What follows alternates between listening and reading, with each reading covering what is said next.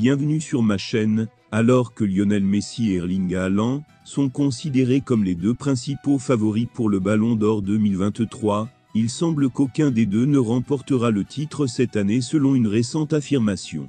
Avant de continuer, prends le temps de souscrire et appuyer sur la touche de notification pour les futures vidéos. Les statistiques d'Erling Haaland sont tout simplement incroyables cette saison avec les Ski Bleus.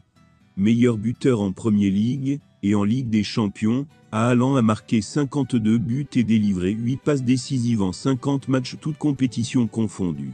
Il n'est donc pas surprenant que son nom soit associé au Ballon d'Or, même s'il n'a pas réussi à marquer lors des deux demi-finales contre le Real Madrid.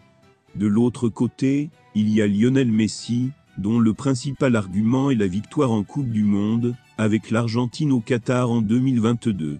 À cela s'ajoutent ses 20 buts et 20 passes décisives en 39 matchs avec le Paris Saint-Germain. Cependant, l'élimination en huitième de finale de la Ligue des Champions constitue évidemment une tache noire, qui ne joue pas en sa faveur pour une huitième victoire. C'est pourquoi le journaliste belge Benjamin De Seninck pense que cette année pourrait être celle de son compatriote Kevin De Bruyne. Pour moi, il me semble que c'est encore un peu tôt pour Haaland, tandis que pour De Bruyne, cela ressemblerait à un Ballon d'Or, pour tout ce qu'il a accompli ces dernières saisons. Il a été constant toutes ces années à Manchester City, un peu dans le même esprit que Luka Modric à l'époque. Je pense que c'est une belle année pour récompenser un joueur qui a été solide ces dernières saisons et qui pourrait réaliser un triplé avec son club cette saison.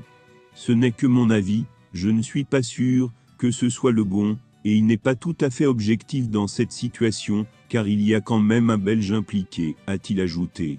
Si l'on considère qu'il y a une part de patriotisme dans les propos de Seninck, il est légitime de penser que Kevin De Bruyne, ayant marqué 10 buts et délivré 28 passes décisives en 46 matchs cette saison, mériterait de remporter le Ballon d'Or 2023. Lui qui avait terminé à la 3e place du classement en 2022.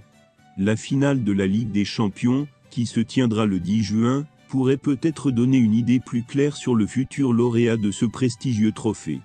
Merci d'avoir regardé cette vidéo, et je vous prie de laisser vos commentaires.